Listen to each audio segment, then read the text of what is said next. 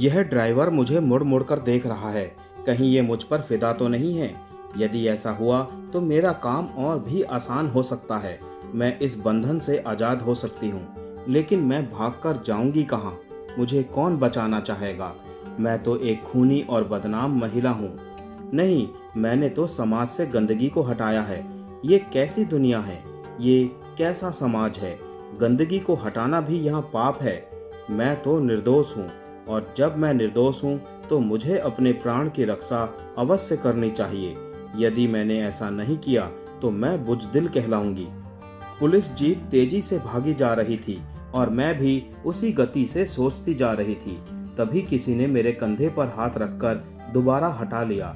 मैं जरा सी भी नहीं चौंकी। मैंने कनखियों से देख लिया था।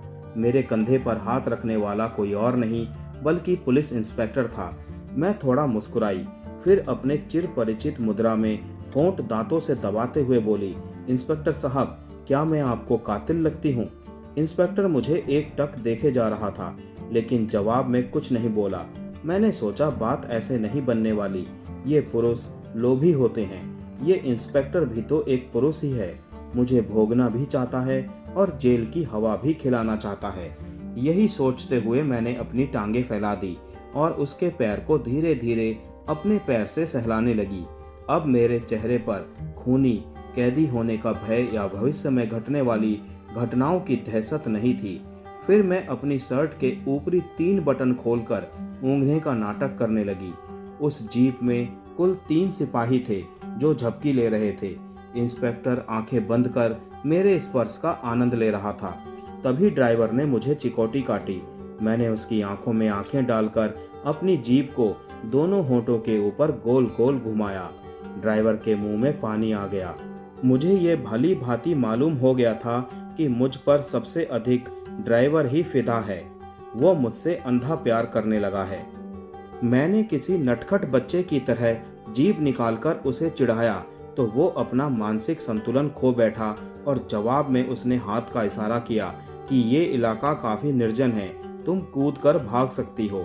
मैं जीप की रफ्तार कम कर रहा हूँ। मैं उसके इशारे के भाव को समझते ही मुस्कुरा पड़ी और अगले ही पल जीप की रफ्तार कम होती चली गई। ड्राइवर ने हाथ का इशारा दिया, कूद जाओ। लेकिन मैं कूद कर जाऊंगी तो जाऊंगी कहाँ? कोई भी तो मेरा नहीं है। तभी मुझे अनायास ही याद आया कि मैंने गृह मंत्री की हत्या की है। अदालत मुझे सजा देने में कंजूसी तो नहीं करेगी। उम्र कैद या फांसी तो निश्चित ही है। मैं निर्दोष होते हुए भी फांसी पर झूल जाऊंगी। क्या ये अच्छा होगा? मुझे चलती जीप से कूदना ही होगा। फिर मैं धीरे से कूदने के लिए जैसे ही आगे बढ़ी, इंस्पेक्टर की आंखें खुल गई। वो कड़क कर बोला, कूद कर भागना चाहती थी? ये पिस्तौल देख रही है ना? खोपड़ी उड़ा दूंगा तेरी। मैं सीट पर पुनः बैठ गई। इंस्पेक्टर ड्राइवर को डांटने लगा, तुमने स्पीड क्यों कम कर रखी है? लगता है इसके तीखे नैनों ने तेरे ऊपर भी जादू कर दिया है। बेवकूफ, तू नहीं जानता अगर यह भाग गई तो हमारा क्या हाल होगा। इंस्पेक्टर साहब, यदि मैं भागना चाहूंगी तो आप मुझे रोक नहीं सकते। मेरे ये कहते ही इंस्पेक्टर मुझ पर भड़क उठा और पिस्तौल के पिछले हिस्से से मुझे पीटने लगा। मेरे हाथों में हथकड़ी थी। मैं गुस्से से बिफरती हुई बोली, दम है तो हथकड़ी खोल के देख। तुमने क्या मुझे गृह मंत्री समझ रखा है? ये कहकर उसने मेरी हथकड़ी खोल दी। अब तो हथकड़ी खुल गई ना, जरा भाग कर दिखा मुझे। मैंने अचानक ही उछलकर इंस्पेक्टर की नाक पर एक घूंसा मारा। उसके हाथ से पिस्तौल छीना और चलती जीप से एक चट्टान पर कूद गई। ड्राइवर ने जीप की रफ्तार और तेज कर दी। ड्राइवर का मेरे प्रति ये सच्चा प्यार था कि इंस्पेक्टर के मना करने के बावजूद वो जीप बहुत दूर तक लेकर चलता चला गया और फिर कहीं काफी दूर जाकर रोका। मेरे भागने के लिए इतना समय काफी था। मैं लगभग 1 किलोमीटर तक दौड़ने के बाद एक खाई में जा छुपी। मात्र 3 पुलिस और 1 इंस्पेक्टर मुझे भला कैसे ढूंढ पाते। मैं घंटों खाई में दुबकी बैठी रही। तभी मुझे अचानक जूते की आवाज सुनाई दे गई। मेरे पूरे बदन में एक सिहरन सी दौड़ गई। तभी किसी के खंखारने की आवाज आई। वो खाई के किनारे ही खड़ा था। मैंने उसे देखने के लिए जैसे ही सिर को ऊपर उठाया, उसने मेरे मुंह पर थूक दिया। मैंने समझा कि उसने ऐसा जानबूझकर किया है। उसके सिर्फ जूते ही मुझे दिख रहे थे। इतने में ही एक हल्की सी बुदबुदाहट मुझे सुनाई दी।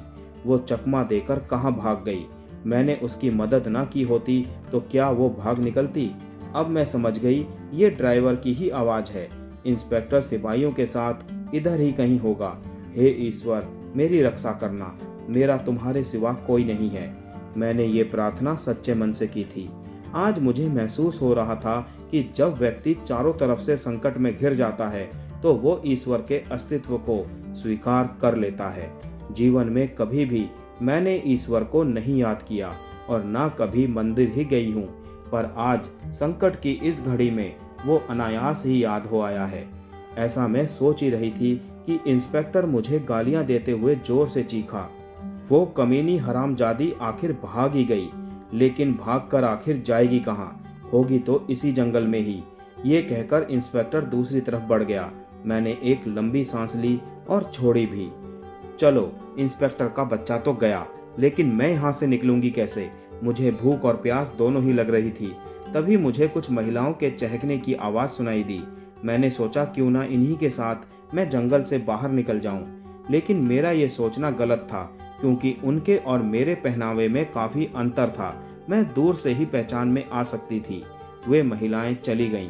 जंगल के पास के ही गांव की रहने वाली थी शायद। मैंने थोड़ी हिम्मत की और झाड़ियों में छुपते छिपाते सामने वाले सड़क के किनारे जाकर बैठ गई। मेरी चुस्त पैंट नीचे से सिलाई छोड़ चुकी थी। शर्ट के बटन तो पहले ही खुले थे।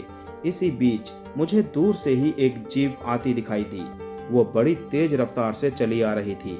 मैंने बैठे बैठे ही आगे की ओर झुककर हाथ हिलाना शुरू किया तो वो जीप मुझसे तकरीबन 2 गज की दूरी पर आकर रुकी। मैं जानबूझकर लंगड़ाती हुई जिप्सी के पास पहुंची और अंदर बैठे व्यक्ति से बोली, मेरी गाड़ी का एक्सीडेंट हो गया, प्लीज मुझे आगे शहर तक छोड़ दोगे? वो आदमी शायद पहले से ही खींचा हुआ था। मुझ पर नजर टिकाते हुए बोला, अरे बाबा, किस शहर तक?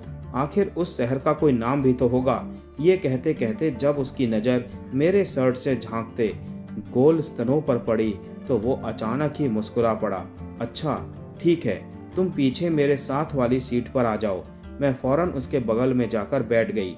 ड्राइवर ने गाड़ी स्टार्ट कर दी। मैंने पूछा, वैसे आप कहाँ तक जाएंगे? मैं तो जहन्नुम तक जाऊंगा। ये कहकर वो चुप हो गया।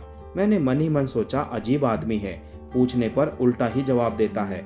खैर कोई बात नहीं, ऐसे लोग ही मुझे सूट करते हैं। यही सब सोचते सोचते मैं उसको ऊपर से नीचे तक निहारने लगी। वो यही कोई 50-55 साल का एक स्वस्थ व्यक्ति था। रंग उसका काला था पर दिखने में वो स्मार्ट था, लेकिन उसकी आंखों में एक अजीब सा खालीपन झलक रहा था। तभी मुझे मोबाइल की घंटी की आवाज़ सुनाई दे गई। वो बातें करने लगा। हाँ, मैं उस मनोचिकित्सक के पास से ही आ रहा हूँ। रीमा ने जब से मुझे तलाक दिया है तब से मैं और अधिक बीमार रहने लगा हूँ। मैं दवाइयाँ भी बराबर ले रहा हूँ, पर क्या करूँ, मन की बीमारी साथ ही नहीं छोड़ रही। ये कहकर उसने मोबाइल ऑफ कर दिया। मेरा यह दोस्त भी कितना पागल है, हर 10 मिनट बाद फ़ोन कर देता है। ये कहकर उसने मेरी तरफ देखा, फिर बोला, तुम कितनी खूबसूरत और स्मार्ट हो, लेकिन अपनी ये क्या हालत बना रखी है तुमने? हाँ, तुमने बताया नहीं तुम्हें कहाँ छोड़ना है। अब मैं उसकी गाड़ी से कहाँ उतरने वाली थी। मैंने अपनी आंखें गोल गोल नचाते हुए कहा, मैं भी जहन्नुम तक जाऊंगी। ये सुनते ही वो हंसने लगा। उसके साथ मैंने भी हंसना शुरू कर दिया। अब गाड़ी में बिल्कुल सन्नाटा छाया था और गाड़ी सड़क पर हवा की गति से तेज भाग रही थी। कोई 6 घंटे के लंबे सफर के बाद गाड़ी एक शानदार होटल के सामने आ खड़ी हुई। शाम का धुंधुलका बढ़ता ही जा रहा था। उसने कहा, नीचे उतरो, आज रात यहीं गुजारनी होगी। मुझे गाड़ी से बाहर आने में काफ़ी झिझक महसूस हो रही थी, क्योंकि मेरे कपड़े एक 5 स्टार होटल में जाने लायक नहीं थे। शर्ट के बटन टूट गए थे, पैंट की सिलाई कमर से नीचे तक उधड़ गई थी। इन कपड़ों में चकाचौंध रोशनी के सामने जाना लोगों के मन में कई तरह के सवाल खड़ा कर सकता था। फिर भी मैं गाड़ी से बाहर आ गई। दूसरा कोई चारा भी तो नहीं था। गाड़ी से उतरे अभी 2 मिनट ही हुए थे कि 2 जवान लड़कियां उस आदमी के पास आ खड़ी हुईं और दोनों उसके कंधों से झूलते हुए बोली, कैसे हो निर्मल, तुम्हारा भी कोई जवाब नहीं। मानसिक रोगी होने का ड्रामा करके तुमने रीमा से अपना पीछा छोड़ा ही लिया। उसका नाम निर्मल है। उन लड़कियों से ही मुझे मालूम हुआ। निर्मल खी खी की भद्दी हंसी हंसते हुए बोला, तुम दोनों के कहने पर ही तो मैंने रीमा को छोड़ने का मन बनाया। जब वो तलाक देने के लिए राजी नहीं हुई तो मुझे पागल होने का ड्रामा करना पड़ा। इस ड्रामे को हकीकत में ढालने के लिए मुझे लाखों रुपए के अपने सामान तोड़ने फोड़ने पड़े। निर्मल का व्यक्तित्व धीरे धीरे मेरे सामने खुलता जा रहा था। वो अव्वल दर्जे का अय्यास मुझे लगा। उन दोनों लड़कियों के नाम कली और खिली थे और उनकी उम्र यही कोई 21-22 वर्ष की होगी। मैं सोचने लगी, स्त्री पुरुष के संबंधों की मुझे बहुत अच्छी पहचान है। अधिक उम्र के पुरुष कमसिन लड़कियों को ज्यादा पसंद करते हैं और कम उम्र के पुरुष अधिक उम्र की औरतों को पसंद करते हैं। ये पसंद नापसंद का गणित भी बड़ा ही अनोखा है, बड़ा ही पेचीदा है। निर्मल इन कमसिन लड़कियों की खातिर पागल तक बन गया। अपने हजारों लाखों के सामान ये दिखाने के लिए तोड़ दिए कि वो सचमुच ही पागल हो गया है। और वो रीमा, वो कितनी बेवकूफ औरत है जिसने अपने 20 वर्षीय वैवाहिक जीवन से किनारा सिर्फ इसलिए कर लिया कि उसका पति मानसिक रोगी है। फिर ये विवाह तो एक समझौता ही हुआ ना। प्यार में तो कोई समझौता होता ही नहीं है, कोई शर्त, कोई मांग, कोई बंधन ही नहीं होता। और विवाह में उपरोक्त सारी बातें होती हैं। लेकिन यहाँ तो निर्मल को इन लड़कियों से कोई प्यार ही नहीं है और लड़कियां भी निर्मल से प्यार नहीं करती हैं। यहाँ भी एक समझौता है। ये लड़कियां अपनी कमसिन देह निर्मल को देंगी और निर्मल इन्हें धन देगा। फिर ये प्यार ना होकर एक सौदा ही हुआ ना। प्यार और विवाह दोनों ही सौदेबाजी पर आकर टिक गए हैं। विवाह में भी वासना, जरूरतें, जीवन की सुरक्षा का महत्व है और प्रेम में भी इन बातों की प्रधानता है। विवाह भी बेमेल होने लगे हैं और प्रेम भी बेमेल होने लगे हैं। एक अमीर परिवार की लड़की की शादी गरीब परिवार में हो जाती है और एक गरीब परिवार के लड़के का प्यार भी एक अमीर लड़की से हो जाता है। फिर विवाह और प्रेम एक जैसे ही हुए ना। उफ, मैं तो पागल हो जाऊंगी। विवाह और प्रेम को परखना, पहचानना और तौलना इतना आसान नहीं है। मैं अभी ना जाने और क्या क्या सोचने लगती। तभी निर्मल मेरे पास अचानक ही आकर बोल पड़ा, प्लीज तुम आज मेरे साथ ही होटल के कमरे में ठहर जाओ। मेरा जहन्नुम बस यहीं पर आकर खत्म होता है। मैं कसमसाई, फिर आगे बढ़ गई। मेरे मन में अशांति फैली हुई थी। निर्मल मेरे साथ कैसा व्यवहार करेगा, इसको लेकर मैं अशांत नहीं थी। यह तो मुझे पहले से ही मालूम था कि जो मुझे एक बार देख लेता है वो मुझे एक बार पूरी तरह पाना जरूर चाहता है। कली और खिली दोनों ही लड़कियां मेरे सामने फीकी पड़ गई थी। यही सोचते हुए मैं होटल के कमरे में आ गई। मेरे अंदर आते ही निर्मल ने दरवाजा बंद कर दिया और मुझे अपनी बाहों में समेटने के लिए हाथ लपकाने लगा। मैं पीछे हटती हुई बोली, इतनी जल्दबाजी अच्छी नहीं, अभी तो पूरी रात पड़ी है। देखो मेरे शर्ट पैंट सब फटे पड़े हैं। मैं पहले बाजार जाना चाहती हूँ। मेरे पास शर्ट पैंट है ना, वे किस दिन काम आएंगे। ये कहकर उसने ब्रीफकेस खोला और मेरे आगे एक खूबसूरत सा शर्ट पैंट रख दिया। मैं हंस पड़ी, ये मुझे होगा, ये मेरा थोड़े ही है, यह तो मैं कली के लिए लेकर आया था। अब ये तुम ही पहन लो। निर्मल ये कहते कहते मेरी ओर बढ़ गया। अब तो मना मत करो। वो आदत से मजबूर था। मैंने उसे रोकते हुए कहा, अच्छा ये बताओ तुम्हारी पत्नी रीमा में क्या खराबी थी कि तुमने उससे अपना पीछा छुड़ाने के लिए खुद को पागल साबित करा। वो अब बूढ़ी हो गई है, सहवास में उसकी रुचि भी नहीं रह गई। तुमसे क्या छिपाना, मेरी शुरू से ही आदत रही है नई नई चीजें खाने की, चाहे वो औरत हो या चाहे खाने पहनने की कोई वस्तु। ये कहकर निर्मल हंसने लगा। तुम औरत की तुलना चीज, पहनावे और खाने पीने के पदार्थों से कर रहे हो। एक जीते जागते इंसान की अहमियत तुम्हारी नज़र में एक चीज है। आश्चर्य, घोर आश्चर्य। तुम जैसे मर्दों ने ही तो विवाह और प्रेम की परिभाषाएं बदल दी हैं, जीवन के गणित को झुठला दिया है।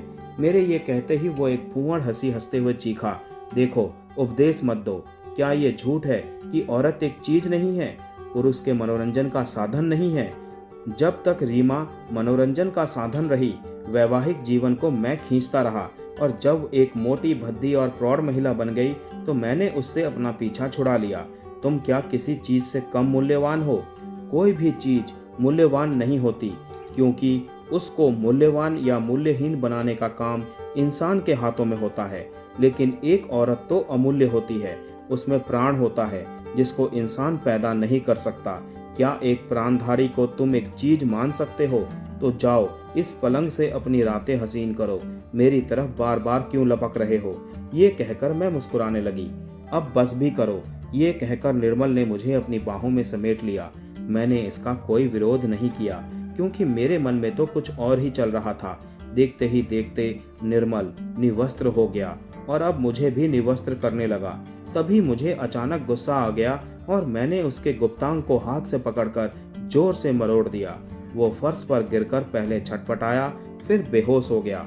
मैंने फटाफट उसके दिए कपड़े पहने और उसकी ओर घृणा से देखते हुए बुदबुदाई, चीज तो उसे कहा जाता है जो मारने पर या कुछ कहने पर प्रतिक्रिया स्वरूप कुछ कहती या हमला नहीं करती। औरत कोई चीज नहीं है, वो तो प्राणवान है। चोट लगने पर वो भी चोट करती है। फिर उस खूंखार हसीना ने दरवाजा खोला और लंबे लंबे डग भरती हुई सीढ़ियां उतरती चली गई। आगे की कहानी दोस्तों भाग 12 में।